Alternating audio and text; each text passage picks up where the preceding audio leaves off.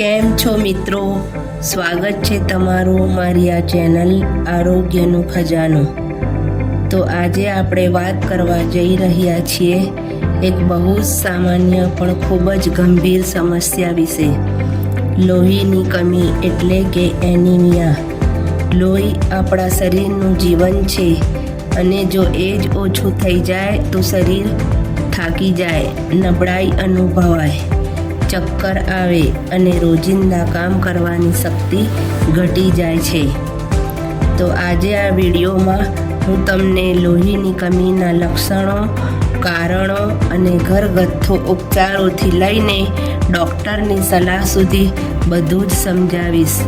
તો વિડીયોને અંત સુધી જરૂરથી જોજો. લોહી એટલે રક્તમાં રહેલી લાલ રક્તકણોમાં હિમોગ્લોબિનનું પ્રમાણ ઓછું થઈ જવું. હિમોગ્લોબિનમાં આયર્ન હોય છે જે ઓક્સિજનને શરીરમાં લઈ જાય છે.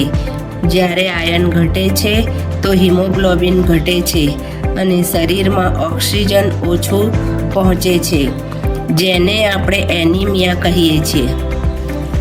તો વારંવાર થાક લાગવો, ચક્કર આવવા, ચહેરા પર પીળાશ, શ્વાસ ચડવો, હાથ પગ ઠંડા રહેવા, વાળ ખરવા, નખ તૂટી જવા, ધ્યાન કેન્દ્રિત ન થઈ શકવું, તો આ બધા લક્ષણો લોહીની કમીના દેખાશે. જો તમને આ લક્ષણો વારંવાર અનુભવો છો તો બ્લડ ટેસ્ટ કરાવવું જરૂરી છે.